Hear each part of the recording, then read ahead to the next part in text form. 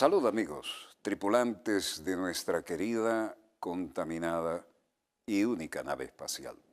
La misma que, desde la última vez que nos vimos por estos medios, ha dado otra vuelta sobre su eje imaginario y, por supuesto, sigue generando acontecimientos en pleno desarrollo. Los que están en ella, y no son pocos, y los que están en nuestra área más cercana, que también está muy fluida.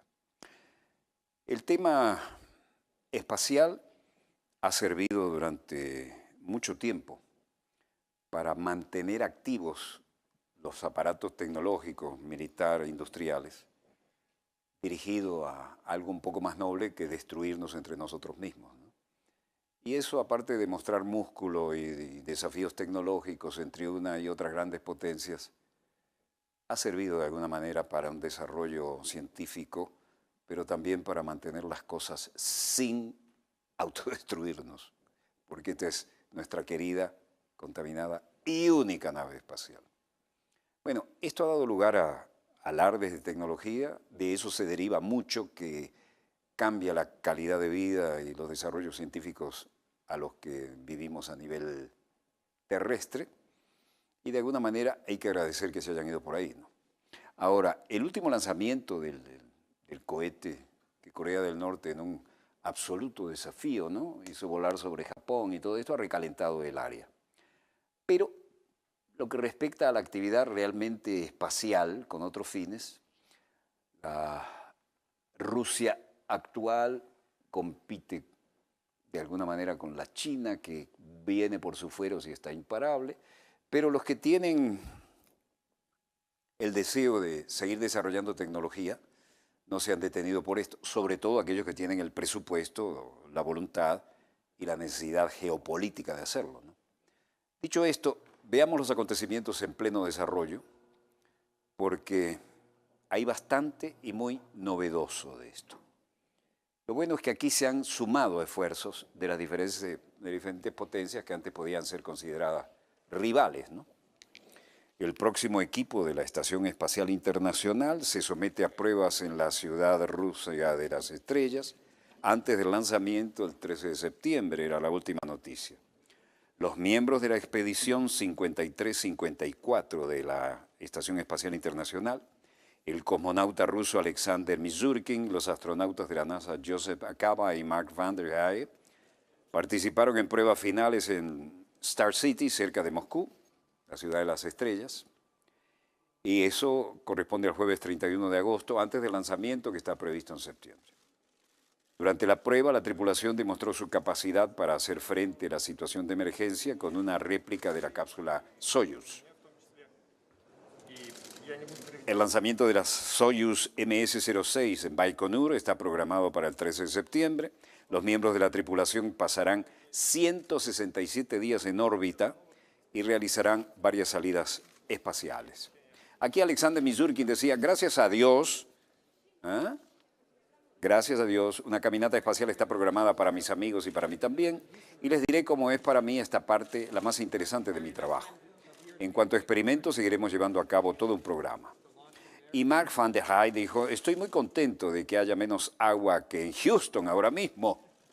Tuve muy buena época del año para pasar y estar en Baikonur, y estoy muy feliz de poder lanzar desde allí, junto con la gente tan fantástica, la próxima cápsula. Este hombre viene allá y ahora va a ver las inundaciones brutales que hay en Estados Unidos, pero desde el espacio. Washington le dice a Rusia que las cosas no están, pese a que comparten tecnología y desarrollo espacial, como estamos viendo, lo cual, como les decía, es una bendición, ¿no?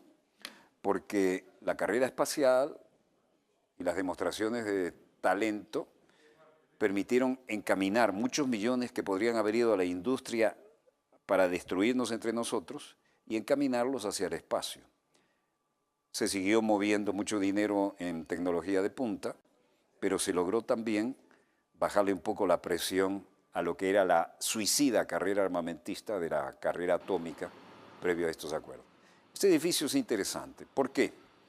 Porque tiene que ver con la geopolítica. ¿Y por qué? Porque Washington le dice a Rusia que cierre uno de sus consulados. Pero además hay que cerrar consulados en San Francisco, 2 edificios anexos en Washington y en Nueva York, dijo el Departamento de Estado. El anuncio fue la última de las medidas toma y dame entre los dos países que han ayudado a impulsar las relaciones a una nueva posguerra fría, frustrando las esperanzas de ambas partes de que podrían mejorar después que el presidente Donald Trump asumiera el cargo en enero. Como Trump es una especie de animal político, pero también un animal en una cristalería, desde que llegó está pateando los cristales, ¿no?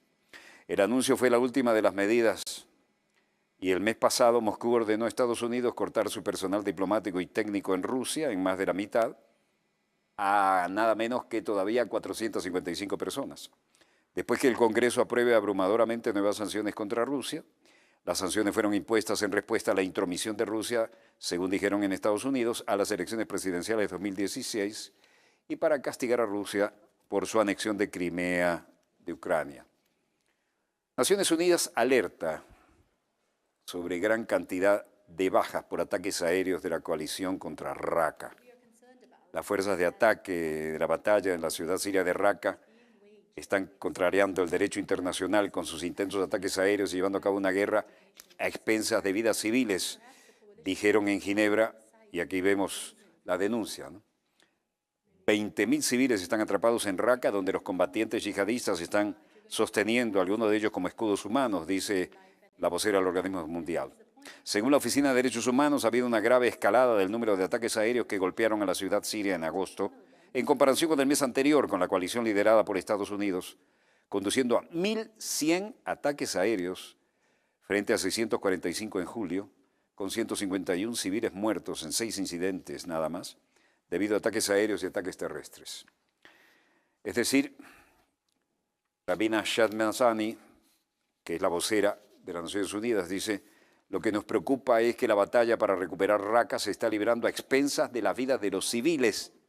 La alta comisionada de Derechos Humanos de las Naciones Unidas está preocupada porque tal vez las fuerzas de la coalición estén perdiendo de vista la razón de esta batalla, lo que significa que si se va a golpear a los civiles, si se va a causar una pérdida masiva de vidas civiles y a la infraestructura, ¿cuál es el punto? ¿Cuál es la razón de ser de esto? El punto debe ser liberar a los civiles en poder del Estado Islámico, de ese régimen asesino, y no golpearlos para que al final tengan una victoria pírrica. En suma, la batalla para recuperar Raqqa no debe tratarse de derrotar el ISIS a toda costa.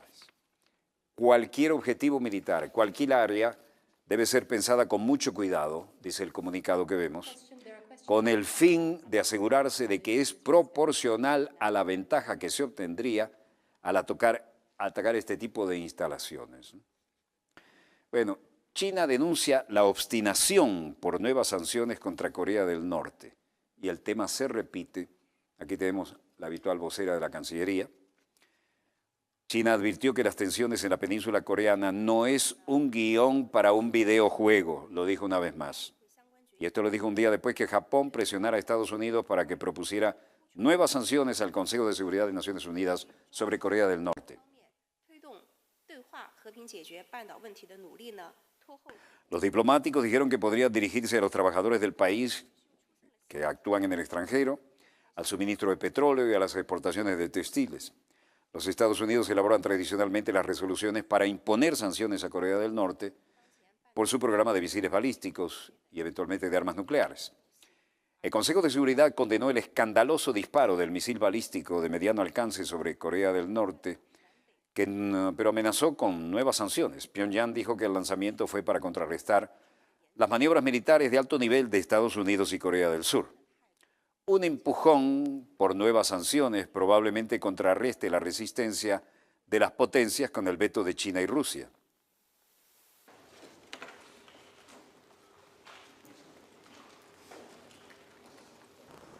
En todo caso, Hua Chunying dijo: creemos que es lamentable que algunos países ignoren de manera selectiva la demanda de las resoluciones del Consejo de Seguridad para avanzar en el diálogo y que insistan obstinadamente en la presión y las sanciones en la península.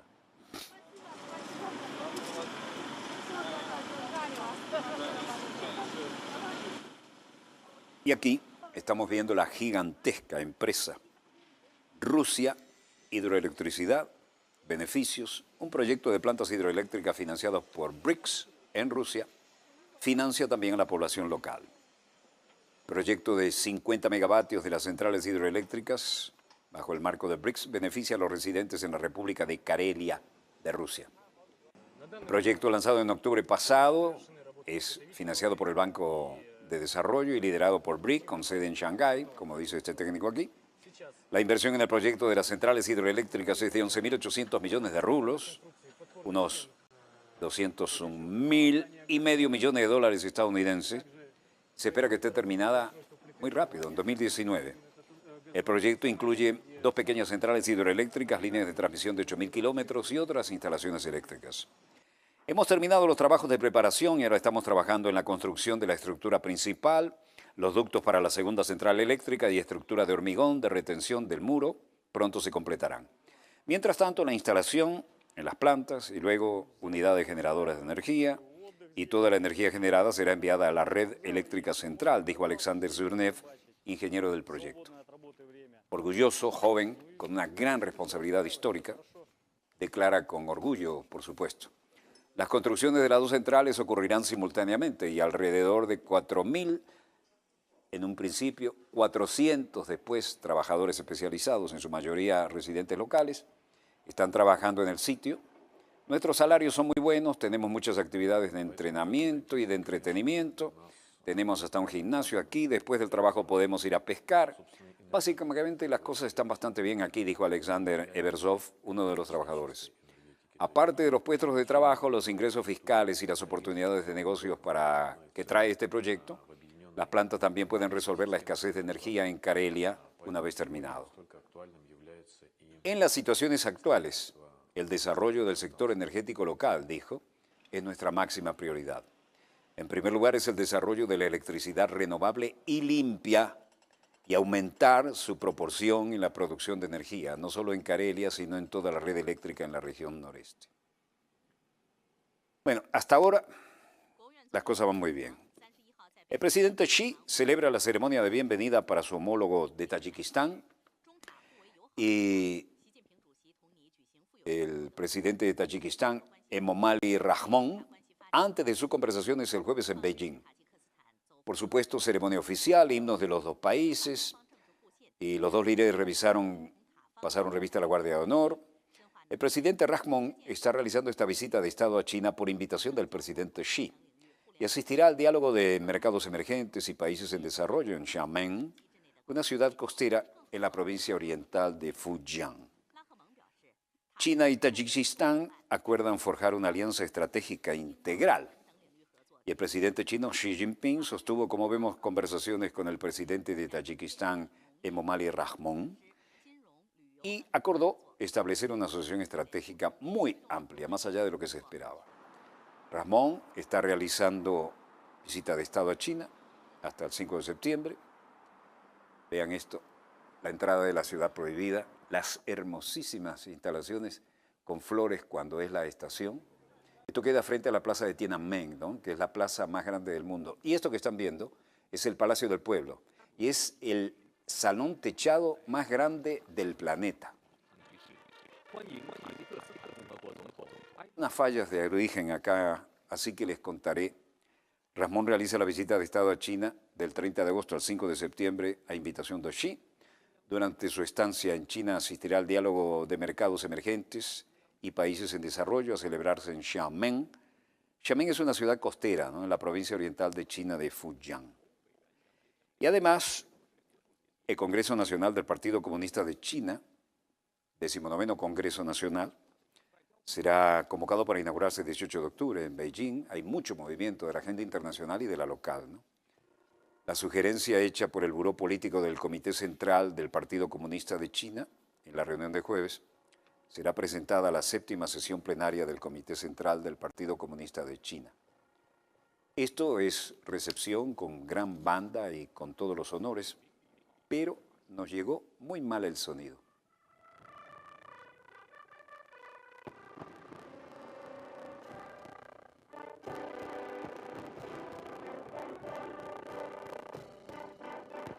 Pese a la distorsión, estamos reconociendo la histórica marcha himno, el oriente es rojo. Y luego la espectacular parada es impresionante, todo exactamente de la misma estatura y con un orden cerrado que parece automático, ¿no? El gran paseo por la alfombra roja y luego las negociaciones bilaterales, ¿no? La reunión del Buró Político fue presidida por Xi Jinping, secretario general del Comité Central, por supuesto. Y el proceso histórico es unir y dirigir a la gente de todos los grupos étnicos para continuar y avanzar el socialismo con características propias de China, bajo el liderazgo del Comité Central, Xi Jinping, en el núcleo desde el 18º, ¿no? Congreso Nacional del Partido Comunista de China, partido comunista más grande del mundo. Por supuesto, se examina la situación internacional a fondo y la nacional. Se toman en cuenta las nuevas exigencias para el desarrollo del país, así como las nuevas expectativas de la gente, y esto se comparte también con la importante agenda y la importante comitiva del visitante.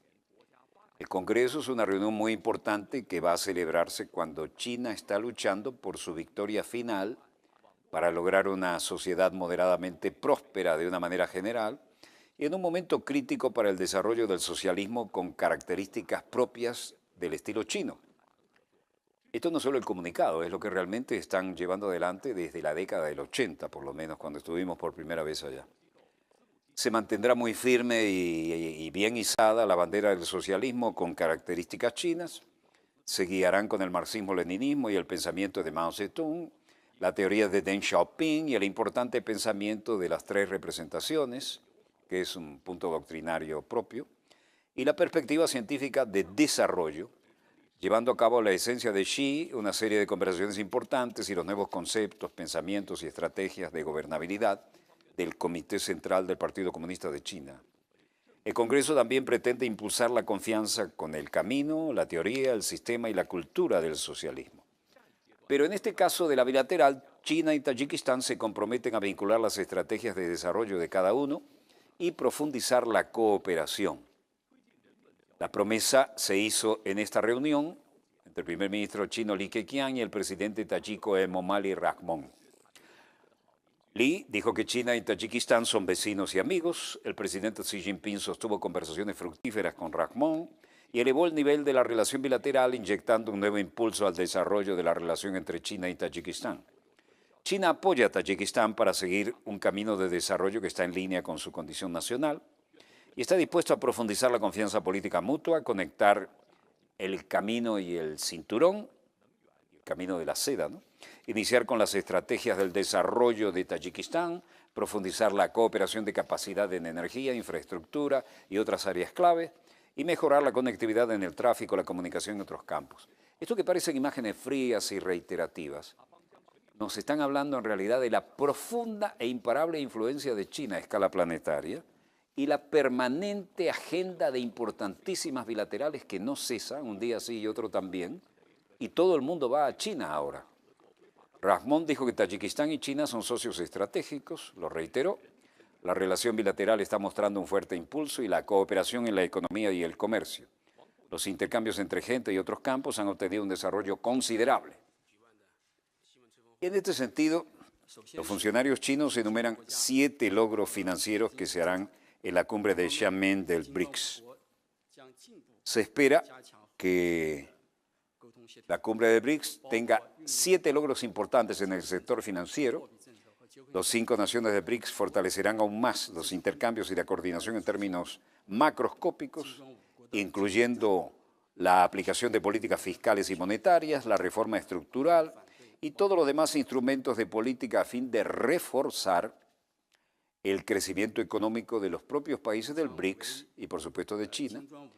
Y además, la relación con el mundo, ¿no? Impulsar el crecimiento económico de las 5 naciones, dijo Zhao Qiangu, director del Instituto de Economía y Finanzas Internacionales en el Ministerio de Hacienda de China, y además emitió un comunicado en la conferencia de prensa sobre la cooperación financiera en detalle. En segundo lugar, los países del BRIC profundizarán la cooperación en el marco del G20, dijo Xu, y en tercer lugar impulsarán al nuevo Banco de Desarrollo y adoptarán nuevas oportunidades de desarrollo. Y fue muy puntual diciendo, proporcionaremos un fondo de reserva para que los países del BRIC puedan solicitar préstamos del Banco BRICS y se avanzará en este aspecto en la cumbre de Xiamen y estimamos que el monto total anual de préstamos e inversión alcanzará 2.500 millones de dólares. Los otros 4 logros están impulsados conjuntamente en la cooperación del sector asociación público-privada, preparando la conectividad del mercado. Bueno, esto que parece un poco frío en la pantalla, tiene una repercusión económica brutal a escala planetaria. Y vean los desarrollos de estructura en los puertos nada más, ¿no? La cumbre del BRICS para reflexionar sobre la viabilidad de la zona de libre comercio. El director del Instituto de Economía Internacional de la Comisión Nacional de Desarrollo y Reforma, Ye Fujin, hizo una observación muy interesante. Y este es el paso fronterizo de Irak con Jordania, que se reabre oficialmente. Vean qué hermosos arcos representativos de una frontera rodeada de tantos problemas, ¿no? Banderas, soldados armados, con muy poco demostración de fuerza, aunque la hay, pero manejada con discreción. Bandera nacional de Jordania, banderas nacionales iraquíes, soldado jordano incluso con máscara, cuando son fuerzas especiales. Mohamed Abuzi dice, gobernador de la provincia de Anbar en Irak, tenemos que hacer un plan de protección para la próxima vez, para proteger el camino de cualquier movimiento Daesh que quiera infiltrarse de nuevo.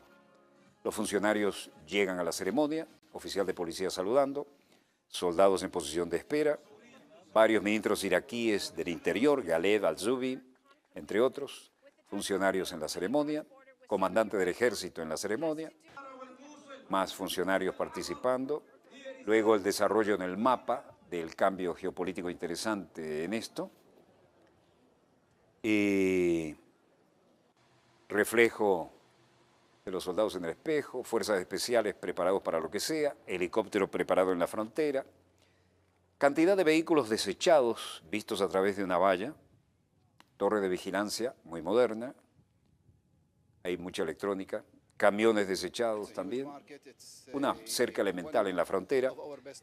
Tarek Taba, Cámara de Comercio de Jordania, es un mercado enorme, uno de nuestros mejores mercados, por eso todos vinimos aquí hoy, sector público y privado, para celebrar esto y asegurarnos de que las cosas van en la dirección correcta y que sea lo antes posible. Ghaleb al-Zubi se dirige a la ceremonia y acá, en las zonas no más importantes, esta es la parte perteneciente a la ceremonia en sí, ¿no? Pero en la ceremonia de la frontera, esto se refleja también con el titular al-Abadi, que dice que Irak anunciará la victoria contra el Daesh en Tal Afar y muy pronto. Tal Afar estaba completamente liberado excepto el área de Ayadiyya. Nuestras tropas están ahora luchando contra Daesh allí. Algunos militantes todavía se esconden por allí. Muchos de ellos fueron asesinados ayer y el día anterior. Y con la voluntad de Dios anunciaremos la liberación de Tal Afar muy en breve.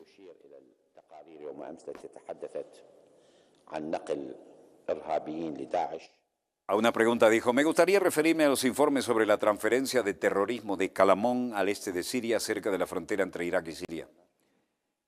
Este acto nos perturba y lo consideramos un abuso contra el pueblo iraquí. La frontera de Siria con Irak, esta situación en esa frontera es inaceptable. La historia de esto es que el primer ministro iraquí Haider el-Abadi dijo que Irak anunciará la victoria contra el Daesh en Tal Afar muy pronto. Y reafirmó que Irak aspira a destruir a Daesh porque no están dispuestos a otra solución que no sea esa. En la conferencia de prensa celebrada en Bagdad el martes, al-Abadi fustigó la transferencia de terroristas a las fronteras entre Irak y Siria. Esto representa una situación muy tensa y en dos países que tenían un estándar de vida magnífico y donde definitivamente aquí se está aplicando un plan maestro para cambiarle el mapa geopolítico al Medio Oriente, ¿no? Estos eran países que funcionaban perfectamente y con un gran estándar de vida. Y de pronto una reacción en cadena para que se destruyan entre sí. Bueno, ¿a quién puede interesar esto? Bueno, supongo que a Estados Unidos y su aliado privilegiado en el Medio Oriente, Israel, ¿no? Pero nadie de estos da la cara. Mientras tanto, estos cayeron en el juego y se matan entre ellos. Las fuerzas iraquíes que luchan para retomar la pequeña ciudad de Al-Ayadiyya, militantes saliendo de Tal Afar, atrincherados, diciendo que la pelea es varias veces peor que la batalla en la ciudad vieja de Mosul. Bueno, por lo menos en la ciudad vieja había donde esconderse y había sombra. Aquí es al rayo del sol. Cientos de combatientes endurecidos por las batallas estaban situados dentro de la mayoría de estas zonas. Y a cielo abierto la cosa es mucho más desagradable. Las tropas de gobierno iraquí capturaron Mosul del Estado Islámico en junio, pero solo después de 8 meses demolerlo con bombardeos en una guerra urbana. Esto naturalmente parece un paisaje repetido, no le agrada a nadie y nada bueno va a salir de aquí. Allá al fondo, ciudades que eran absolutamente prósperas, y esto que eran lugares donde se transitaba con la riqueza petrolera y con todos los intercambios comerciales, ahora solo ven caravanas militares camino a la destrucción. Talafar, le decía, es el último objetivo de la guerra contra el grupo yihadista. Estados Unidos quisiera recapturar en julio, así como Mosul, donde declaró su autoproclamado califato, ¿no? Recuerdan, en partes de Irak y Siria en 2014. Las fuerzas iraquíes siguen luchando para tratar de retomar Al Yadilla, donde los militares huyen de Talafar. Vean este cielo. El huracán Harvey lleva a enormes pérdidas en la otrora próspera y tranquila Houston. La historia de Houston comenzó a rumiar las pérdidas cuando el agua comenzó a retroceder después de que el huracán Harvey, ahora convertido en depresión tropical, cambió de rumbo hacia el este. Houston, pilar de la industria del petróleo de los Estados Unidos, es el hogar de algunas de las principales refinerías de los países y ha sufrido enormemente con este tremendo huracán. Hablábamos de Houston, la gran e importante ciudad del sur de los Estados Unidos, y el dramático cambio que sufrió con la presencia del tremendo huracán que es noticia ahora, ¿no? Estas autopistas que están en todos sus canales normalmente llenas, bueno, los pasos altos son los que tienen algo de tránsito, ¿no? Pero lo demás muestra la destrucción generada por ese tremendo huracán. Sobre este particular hay que informar que Houston ha comenzado ahora a evaluar las tremendas pérdidas después que el agua comenzó a retroceder como consecuencia del huracán Harvey, pero miren cómo está todavía en numerosas zonas, ¿no? El pilar de la industria del petróleo de los Estados Unidos, Houston, es el hogar de algunas de las grandes y principales refinerías del mundo, y el huracán ha obligado a cerrar varias de las plantas, incluyendo la refinería más grande del país en Port Arthur, eso desde el miércoles, y la segunda más grande en Baytown desde el lunes. Las tomas aéreas dan una idea de que la cosa no cede todavía, ¿no? Los analistas temen que por los menores inventarios de petróleo crudo causados por el cierre, se podrían elevar los precios del petróleo y reducir la demanda de crudo estadounidense. Por lo tanto, esto daría a los precios del crudo estadounidense un golpazo mayor. Bueno, si tienen problemas, estamos a la orden, ¿eh? Nosotros tenemos las mayores reservas del mundo. La industria de seguros de la ciudad también se llevó el peso. Todo el que estaba asegurado contra tormentas y huracanes, imagínense ahora, el dolor de cabeza que tienen las industrias de seguros, ¿no?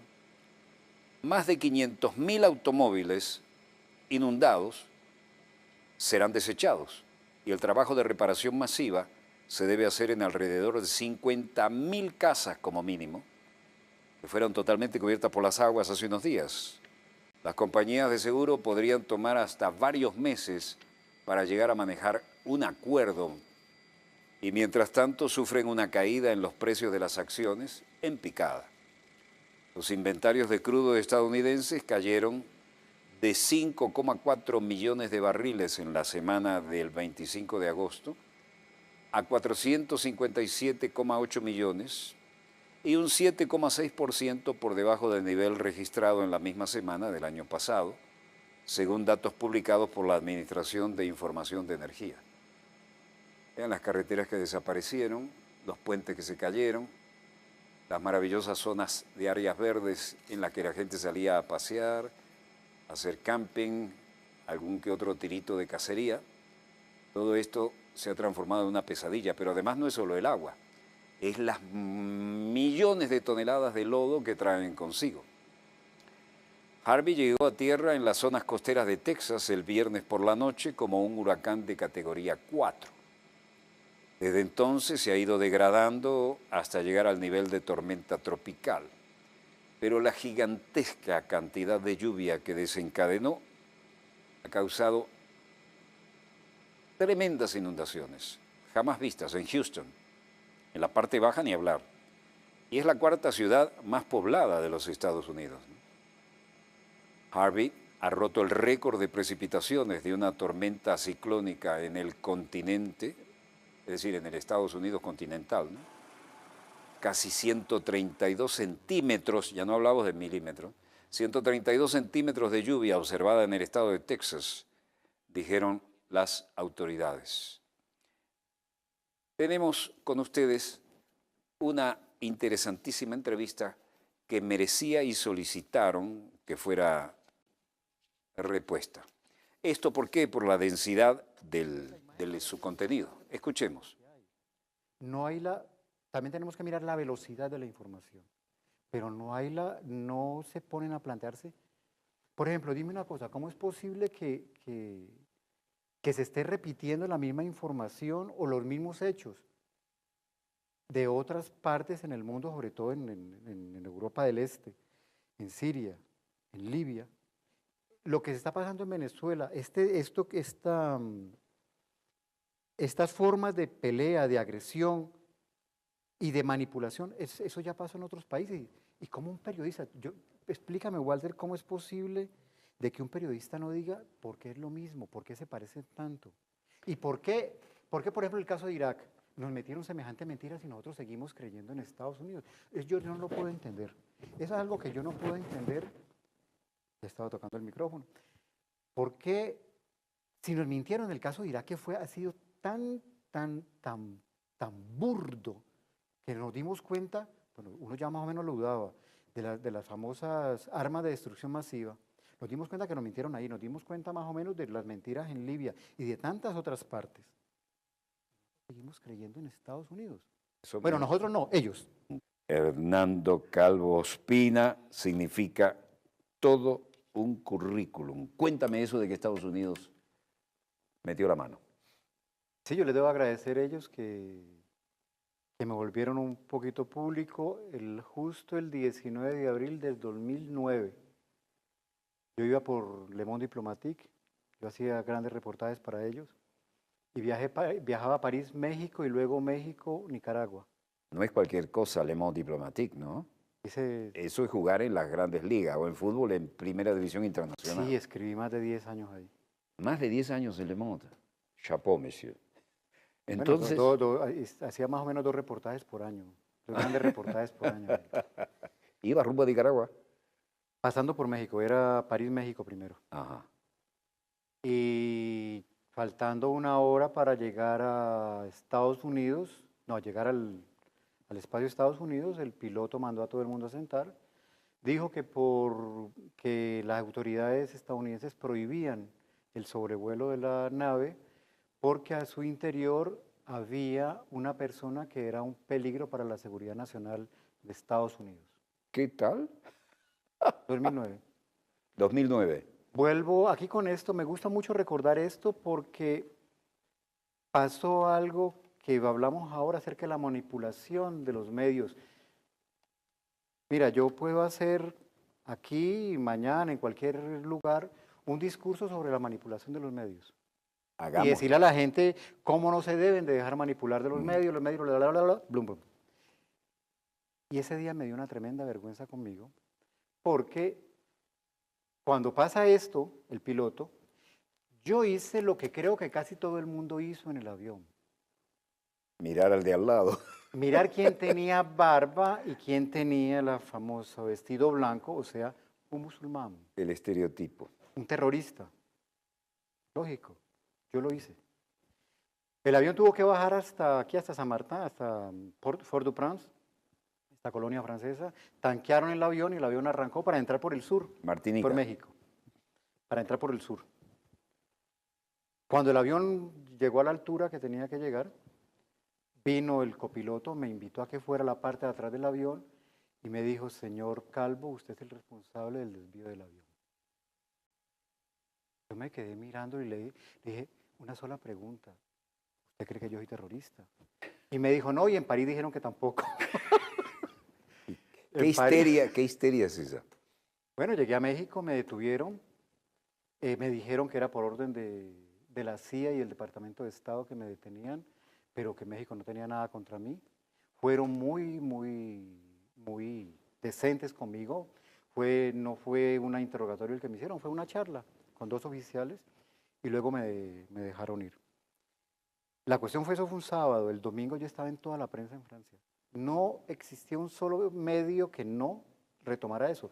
Era la primera vez que le sucedía a un avión de Air France, que lo desviaran porque había un peligro para los Estados Unidos. Eso fue un escándalo total y ellos fueron, muy amablemente me dieron la posibilidad de que yo fuera un poco conocido de esa manera. No ha sido agradable porque tener ese estigma de que tú estás en la lista de terroristas de Estados Unidos no es fácil. ¿Cómo te Eh, cambia la vida eso? Materia de visas, trasladarte para tu trabajo como comunicador. Al comienzo había que tener un poco de cuidado y sobre todo porque estaba también el problema con esta señora Ingrid Betancourt, que también ya había salido o no había salido. Pero además estuve un poco metido en este problema con la señora Betancourt de manera indirecta, ¿Por qué? porque se decían que yo hacía parte de las FARC. Y muchas veces en las recepciones, que además me encanta ir a las recepciones de la pequeña burguesía en Francia, toman buena champaña. Sí, milésime.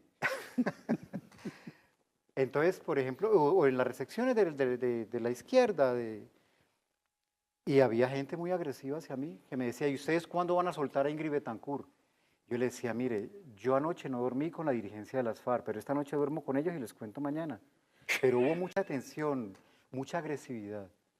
Y cuando pasó lo del avión, me pasó como le está pasando hoy a Venezuela y como le pasó a Cuba cuando llegaron las vacas flacas. Los amigos se fueron. Ahí estamos llegando al tema, porque nos viene la que los hermanos cubanos ya han pasado y han generado anticuerpos, pero aquí no tenemos esos anticuerpos todavía, creo, va a haber que fabricarlos. Cuéntanos, Exactamente. la experiencia es intransferible, pero cuéntanos cómo ha sido. De la experiencia después del... No, esa sensación de estar señalado, porque ahora Estados Unidos dice que hay una fórmula que no es juguete. Dijeron, los Estados Unidos, este loco de Trump declara que somos un peligro claro e inminente. Eso no es juguete. No, A es clear real. and present danger es una marca de fábrica, es Indeleble. un marco legal que significa esto justifica una guerra. Sí.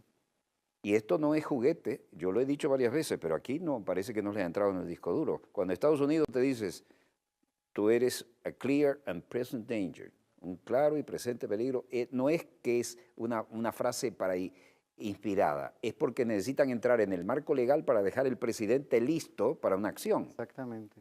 Cuéntanos de eso. Mira, lo primero y lo más doloroso fue que muchos amigos comenzaron a no llamarme, a no contestarme el teléfono. Eso fue como lo más doloroso. Lo primero, lo que uno creía que iban a estar con uno. Pero Te, otra gente se acercó. te Eso volviste también radioactivo. eso también es cierto. Lo que está pasando con Venezuela ahora. Correcto. Y ahora, eso es tan cierto porque yo ya no puedo viajar a muchos países. Por ejemplo, yo no me arriesgo hoy en día a pasar por Panamá, porque yo sé que Panamá está totalmente controlada por Estados Unidos, su migración. Antes uno iba sin problema a Brasil. Por ahí algunos pajaritos europeos me dijeron, trata de no ir a Brasil ahora, trata de no ir a Argentina ahora. Eh, porque porque tú estás dentro de esa lista y esas informaciones circulan. Mm, tengo que decir que la seguridad francesa se comportó bien y los políticos se comportaron bien y dentro de lo que realmente les corresponde, ¿no? Si existieron, por ejemplo, durante el problema de la señora Betancourt, existieron problemas de seguridad. Siempre nos faltan locos como ustedes los están viendo ahora, que lo gritan a uno, lo insultan. Pero es real, cuando tú tienes esa marca encima se siente. se siente realmente. O sea, para mí no es fácil muchas veces pasar por muchos aeropuertos. Estás en esa lista y tú sabes el poder que tiene Estados Unidos. Ahora, yo digo entre serio y broma que si hay algo que me encanta de Estados Unidos es que cuando ellos te dicen te voy a pegar, te pegan. Ellos no se ponen, no es como la diplomacia europea. La diplomacia europea te abraza, te dice no, con nosotros no son golpes, tú te descuidas, te pegan, porque te van a pegar, pero no estás preparado para que te peguen. Con Estados Unidos sí. Y lo que tú dices es muy cierto.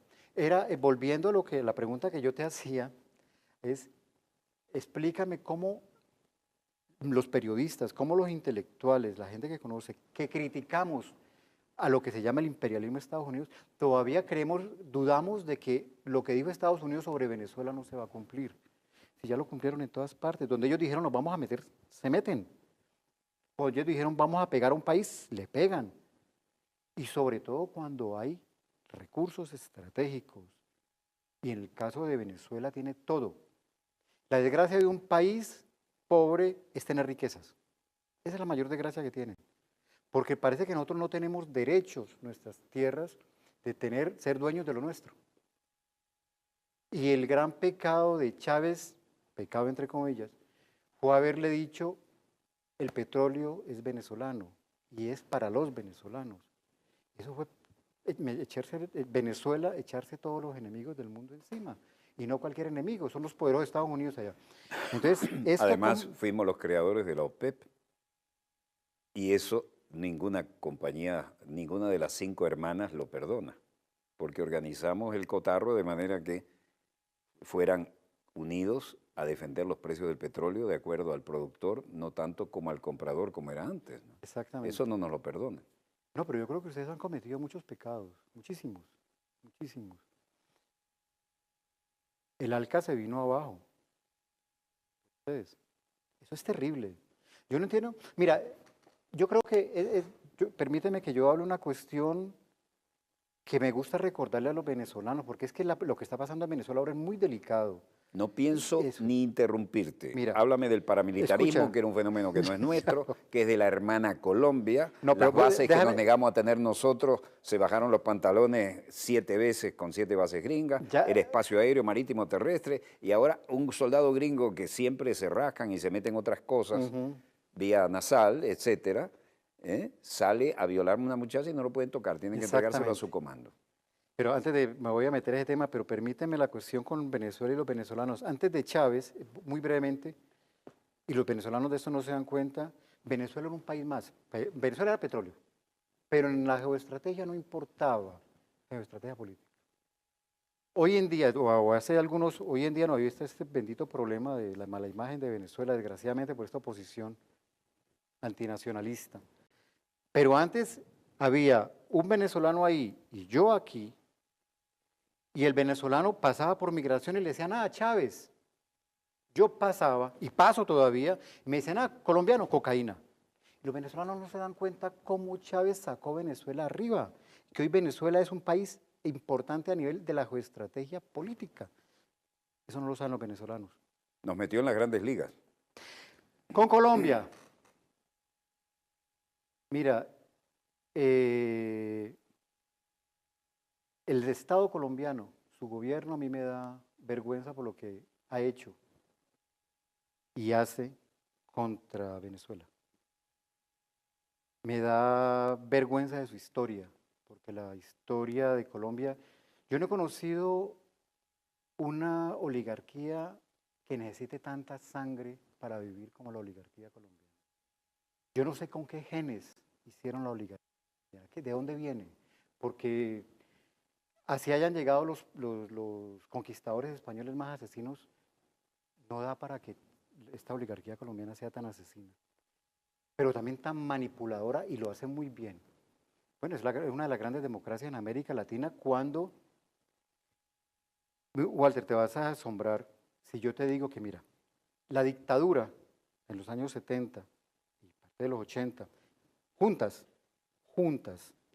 Brasil, Argentina, Chile, Uruguay, Paraguay y Bolivia, 6 dictaduras, durante todos los años que duraron, que fueron como 16 o 17, unas más que otras, no cometieron la cantidad de detenidos, desaparecidos ni de asesinatos que comete cada presidente de Colombia durante 4 años. Eso no se sabe.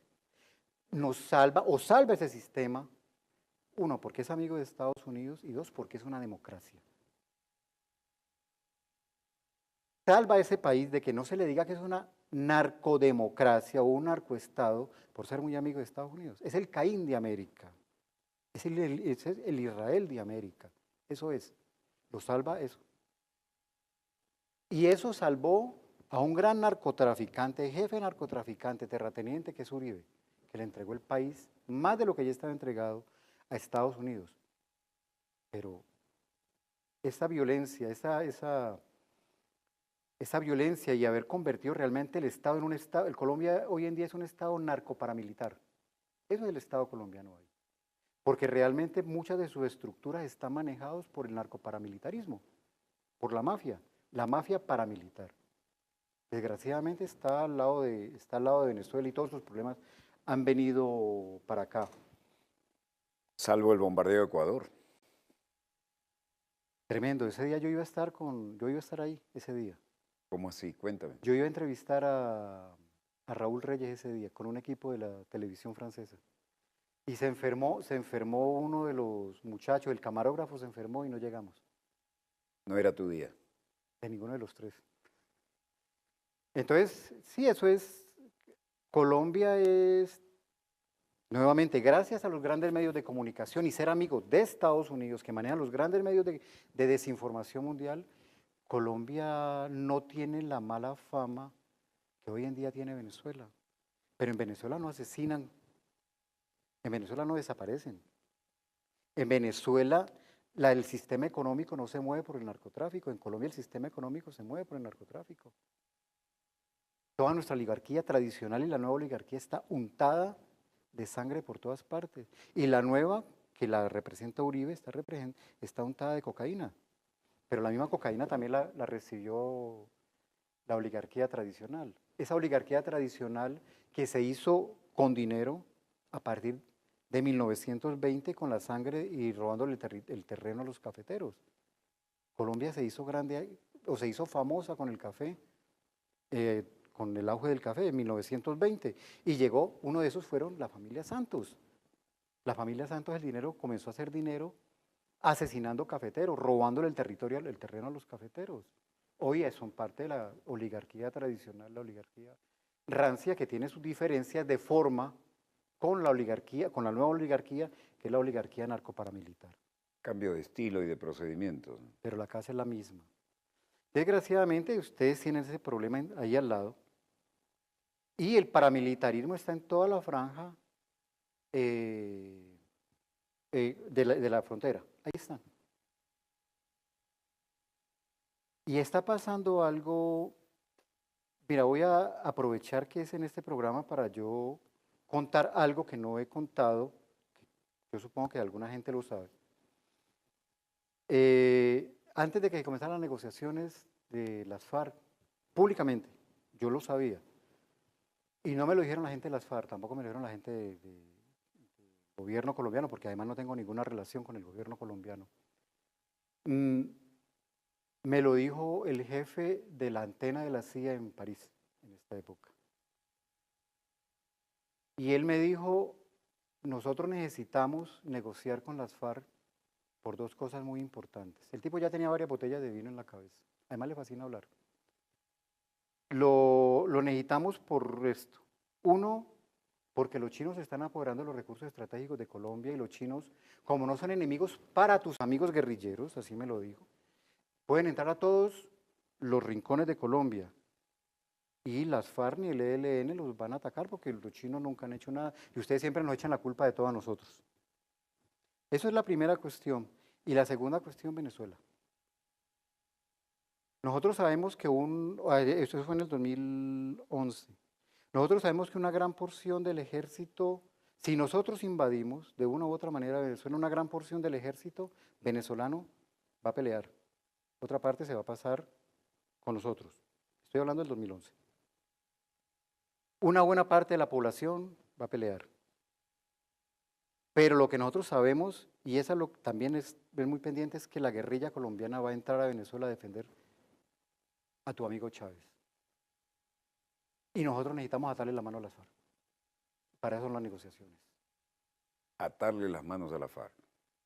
Yo tengo, mira, yo no había querido, yo conocí Bueno, las eso negociaciones. es la realpolitik ¿Eh? en el aspecto más crudo. Eso es el pragmatismo. Maquiavelo, pendejo al lado de esto. Mira, Walter, esta es la primera vez que yo me meto a hablar de. Yo he estado callado desde el año pasado con A mí yo me no he honra hablado. esto, ¿no? Y te pido que pongas toda la carne del asador porque nos ven en todo el hemisferio y mucho más. Mira, las FARC va a entregar todas las armas ahora, el último día de mayo.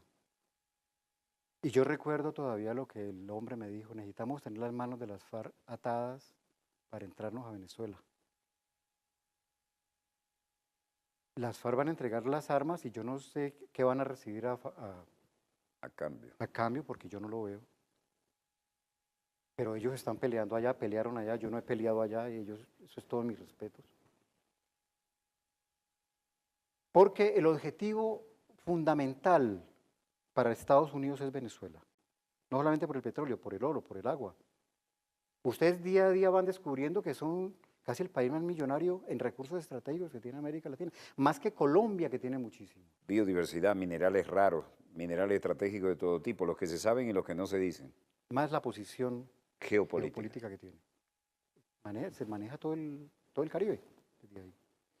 Entonces, ¿qué va a pasar? No sé, pero eso sí te digo que eran los dos motivos. Por eso Estados Unidos le permitió al gobierno colombiano hacer las negociaciones con las FARC. Le dijo, háganlas. Uno de esos, por sacar los chinos de allá.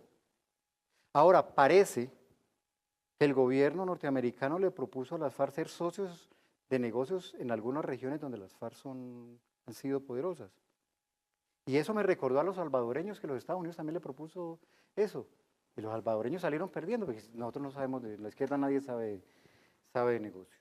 Pero hay otra cosa más peligrosa, que es que donde las FARC, de los terrenos donde las FARC han salido, que protegían a esa población, los paramilitares entraron. Esta frontera ya está práctica. Si había presencia paramilitar, también en algunas partes había presencia guerrillera, pues ahora no. Los paramilitares coparon todo eso y los paramilitares son el ejército colombiano. Los paramilitares están formados por el ejército colombiano y por las empresas de seguridad de Estados Unidos. Son hijos de Estados Unidos y son hijos del ejército colombiano.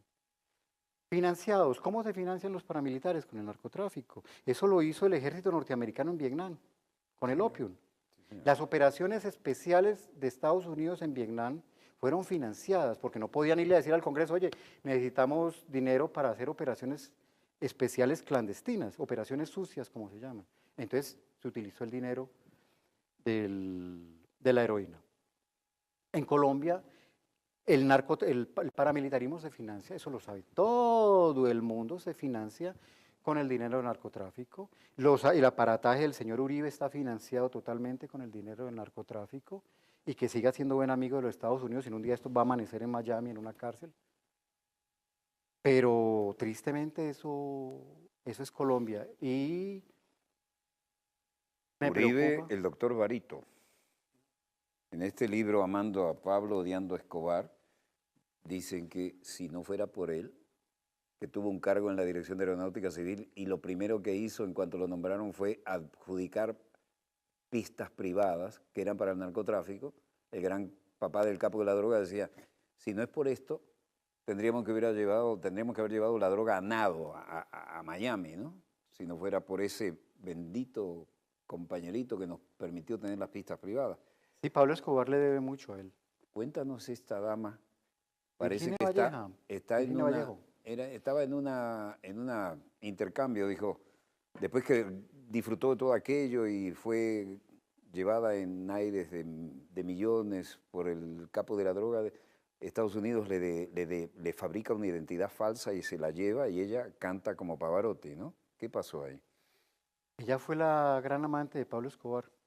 Y la época que estalla la guerra entre el cartel de Cali, que era manejada y creo que también manejada por los Rodríguez, aunque están en la cárcel, y el cartel de Medellín, que era manejado por Pablo Escobar. Ella era la amante de Pablo Escobar, pero también fue la amante del gran capo del cartel de Cali, por eso también se incendió un poquitico más la guerra. O sea que ella sabía, tenía información de ambos lados. Además ella lo dice, Tremenda Matajari, ¿no? ella misma lo Va más cuenta. allá de lo que parece en el libro, entonces. Y además Pablo Escobar la quería matar porque salió a decir algo que no se puede decir de nosotros los machos hombres, que Pablo Escobar era malo en la cama. Ella conocía todo, además conocía escondites y toda la cuestión. Y sí, Estados Unidos se la llevó, pero ella simplemente fue a ratificar todo lo que sabía, ella habla de Álvaro Uribe, pero ella fue a ratificar lo que los gringos saben. Yo creo que en una habitación no cabe todo el dossier, toda la información que la DEA, la CIA, que todo el Departamento de Estado tiene sobre narcotráfico, sobre sobre Álvaro Uribe.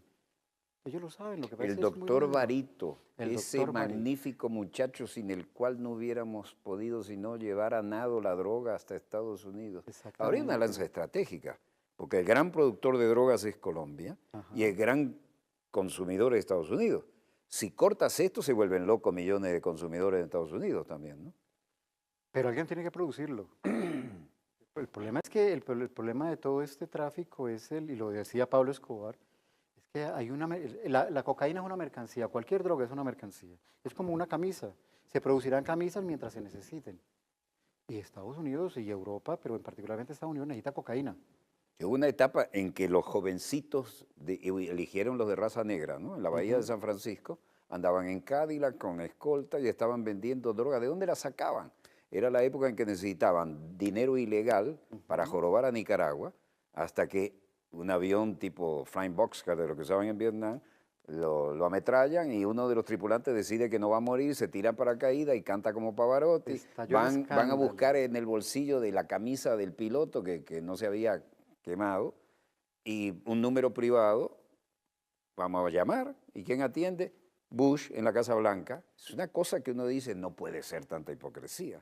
Mira, nosotros en Colombia, Y esos niñitos que estaban vendiendo drogas en la Bahía de San Francisco era para comprar el armamento ilegal para las acciones de ellos, que no permitía legalmente el Congreso, ¿no? mira Walter, hasta la guerra antisandinista de Nicaragua, Pablo Escobar y la mafia, no era una mafia colombiana, no, eran principiantes del tráfico, tenían ya idea, Sí.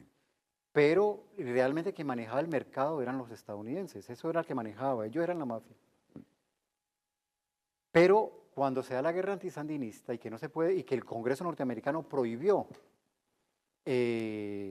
utilizar dinero militarmente contra el gobierno sandinista, un poco hipócrita la cosa, Bush y Reagan, que les metió una obsesión de que tenían que acabar con los sandinistas, buscaron dinero. ¿Dónde está el dinero? Con el narcotráfico. La CIA, eso está. ¿Tú sabes quién hizo ese informe? Lo que te voy a contar ahora. El que acabó de ser secretario de Estado, John Kerry. Eso hay un informe. Bueno, esto es para seguir escuchándolo toda la noche. Pero nos hemos pasado unos minutos, gracias Master Control. Y esto es historia. Aquí no hay nada de improvisación. Y lo dice uno de sus protagonistas. Volveremos mañana, Dios mediante, cuando nuestra querida, contaminada y única nave espacial haya dado otra vuelta sobre su eje imaginario y estemos aquí, siempre Dios mediante, para contarles la pequeña gran historia de las próximas 24 horas. Desde el estudio 3 de Venezolana de Televisión, el canal pionero de la televisión venezolana, finaliza aquí otro dossier, el programa Decano, en todo el hemisferio occidental, de la información internacional vía satélite. Les habló Walter Martínez, su productor y conductor. Disponga usted de las cámaras, señor director.